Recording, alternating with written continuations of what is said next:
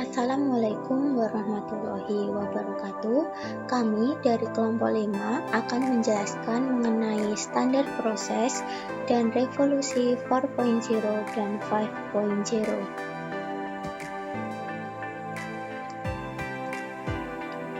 Kami, kelompok 5, terdiri dari 3 anggota. Yang pertama adalah saya, Didin Nur Rahmawati, NIM 4101418004. Kemudian yang kedua adalah Elin Rahmawati, NIM 4101418019. Kemudian yang ketiga adalah Naili Ulfatunisa dengan NIM 4101418048. Apa sih yang mau dibahas? Yang akan kita bahas yang pertama adalah mengenai standar proses, kemudian yang kedua adalah revolusi industri 4.0, kemudian yang ketiga adalah revolusi peradaban 5.0. Yang pertama, pengertian standar proses. Standar proses pendidikan adalah standar nasional pendidikan yang berkaitan dengan pelaksanaan pembelajaran pada satu satuan pendidikan untuk mencapai standar kompetensi lulusan terdapat pada Peraturan Pemerintah Nomor 19 Tahun 2005 Bab 1 Pasal 1 Ayat 6. Kemudian yang kedua, mengapa standar proses itu ada? Standar proses itu ada karena lemahnya proses pembelajaran yang dikembangkan guru dewasa ini merupakan salah satu masalah yang dihadapi dunia pendidikan kita. Guru seharusnya melaksanakan pengolahan pembelajaran dengan sungguh-sungguh melalui perencanaan matang dengan memperhatikan taraf perkembangan otak anak. Melalui standar proses pembelajaran, setiap guru dapat mengembangkan proses pembelajaran sesuai rambu-rambu yang ditentukan. Kemudian, fungsi dari standar proses pendidikan. Fungsi dari standar proses pendidikan ada 4. Yang pertama adalah fungsi bagi standar kompetensi lulusan, kemudian yang kedua adalah fungsi bagi guru, kemudian yang ketiga adalah fungsi bagi kepala sekolah, dan yang keempat adalah fungsi bagi para pengawas atau supervisor. Nah, keterkaitan standar proses pendidikan dengan standar lainnya. Standar proses pendidikan merupakan jantung dalam sistem pendidikan. Bagaimanapun bagusnya standar yang lain, apabila tidak diimplementasikan dalam standar proses, tidak akan berarti apa-apa.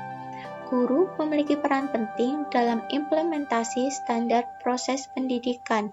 Yang pertama adalah pemahaman dan perencanaan program pendidikan. Yang kedua, pemahaman dalam desain dan implementasi strategi pembelajaran. Kemudian yang ketiga adalah pemahaman tentang evaluasi. Nah, standar proses terdiri dari silabus dan RPP. Apa yang dimaksud dengan silabus dan RPP? Silabus merupakan seperangkat rencana dan pengaturan tentang kegiatan pembelajaran, pengelolaan kelas, dan penilaian hasil belajar. Sedangkan RPP atau rencana pelaksanaan pembelajaran adalah rencana yang menggambarkan prosedur dan pengorganisasian pembelajaran untuk mencapai satu kompetensi dasar yang ditetapkan dalam standar isi dan dijabarkan dalam silabus. Lingkup rencana pembelajaran paling luas mencakup satu kompetensi dasar yang terdiri atas satu indikator atau beberapa indikator untuk satu pertemuan atau lebih. Nah, selanjutnya, apa perbedaan dari silabus dan RPP? Perbedaan silabus dan RPP adalah sebagai berikut. Yang pertama, dalam silabus tidak ada langkah-langkah pembelajaran, sedangkan dalam RPP terdapat langkah-langkah pembelajaran. Kemudian yang kedua, Silabus dibuat untuk 1 semester, sedangkan RPP dibuat dalam 1 pertemuan atau bab. Demikian penjelasan dari saya. Penjelasan selanjutnya akan dilanjutkan oleh teman saya. Terima kasih. Selanjutnya yaitu pengertian revolusi industri 4.0. Revolusi industri 4.0 merupakan perubahan di mana untuk memproduksi suatu barang memanfaatkan mesin sebagai tenaga penggerak dan pemproses. 8 unsur utama terhadap pengembangan industri konvensional menuju industri digital. Yang pertama yaitu Internet of Things. Selanjutnya Big Data, Augmented Reality, Cyber Security, Artificial Intelligence, Additive Manufacturing, Integrated System, dan Cloud Computing. Lalu selanjutnya itu dampak era revolusi industri 4.0 terhadap beberapa bidang. Salah satunya itu dampak sosial. Di dampak sosial ini banyak sekali peran manusia yang digantikan oleh mesin. Jadi di dampak sosial ini mengakibatkan berkurangnya ketersediaan lapangan pekerjaan bagi manusia. Kemudian adanya dampak di bidang politik. Dampak di bidang politik sendiri yaitu meningkatnya angka pengangguran yang mengakibatkan berimbasnya pada perekonomian negara. Dan selanjutnya itu dampak di bidang ekonomi. Penggunaan teknologi yang harus sesuai dengan revolusi industri 4.0 yang memakan banyak biaya walaupun dapat meningkatkan efisiensi dan produktivitas di bidang ekonomi itu sendiri. Selanjutnya yaitu apa yang perlu dirubah dalam pendidikan di era 4.0. Yang pertama yaitu keterhubungan pendidikan dan dunia kerja, di mana dunia kerja membutuhkan kerjasama dengan sekolah dan universitas pada pengembangan kurikulum dan membagi pengetahuan praktis tentang pasar. Yang kedua yaitu perbaikan prediksi. Prediksi yang lebih baik dan kecenderungan pasar tenaga kerja adalah penting untuk mempermudah pemerintah, pembisnis, dan individu untuk bereaksi dengan cepat pada perubahan. Yang ketiga, disrupsi pendidikan dan kebijakan tenaga kerja. Walaupun sudah ada kemajuan yang mengesankan dalam perbaikan akses dan pendidikan, kualitas dan kerelevanan pembelajaran masih perlu diperbaiki. Kebijakan pendidikan dan tenaga kerja perlu untuk dikaji ulang untuk membuat tenaga kerja lebih proaktif dan relevan untuk pasar yang telah atau terus berubah.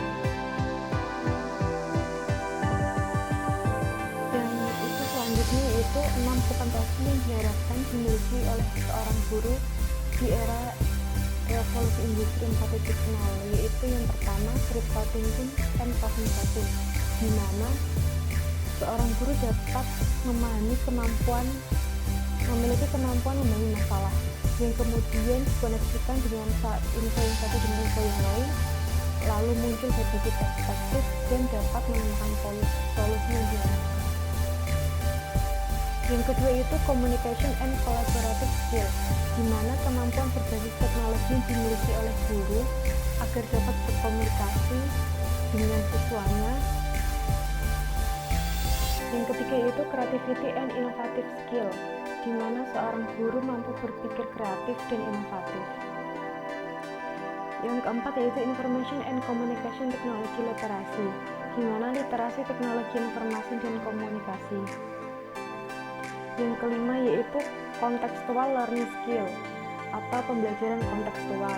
Dan yang terakhir yaitu information and media literasi, memanfaatkan media sosial menjadi media komunikasi antara guru dan peserta didik. Apa yang kalian pikirkan ketika kalian melihat gambar seperti ini? Ya, gambar ini merupakan gambar manusia dengan robot yang sedang bermain catur. Revolusi Industri 5.0.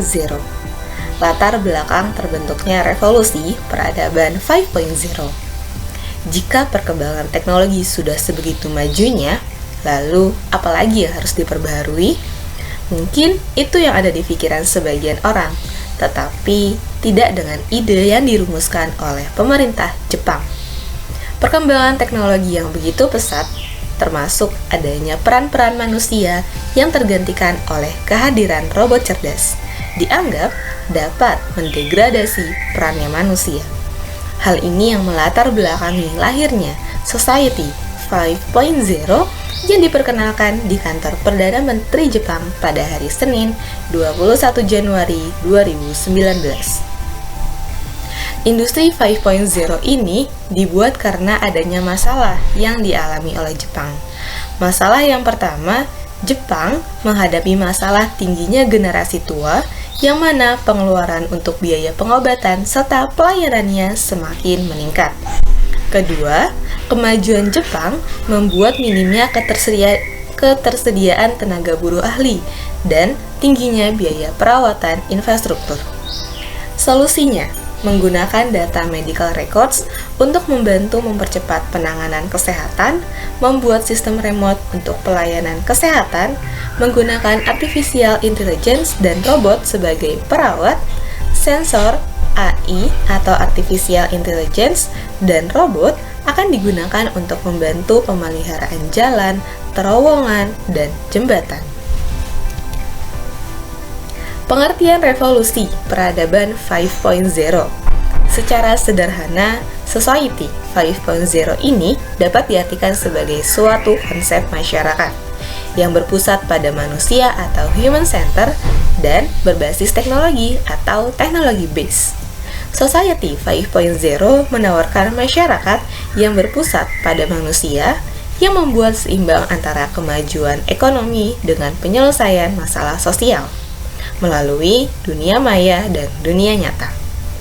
Menurut Perdana Menteri Jepang, Shinzo Abe menjelaskan dalam World Economic Forum atau WEF, di Society 5.0 itu bukan lagi modal, tetapi data yang menghubungkan dan menggerakkan segalanya, membantu mengisi kesenjangan antara yang kaya dan yang kurang beruntung, seperti layanan kedokteran dan pendidikan. Sebenarnya, konsep revolusi industri 4.0 dan Society 5.0 tidak memiliki perbedaan yang jauh. Jika revolusi industri 4.0 menggunakan kecerdasan buatan atau artificial intelligence, sedangkan Society 5.0 memfokuskan kepada komponen manusianya. Konsep Society 5.0 ini menjadi inovasi baru dari Society 1.0 sampai Society 4.0 dalam sejarah peradaban manusia.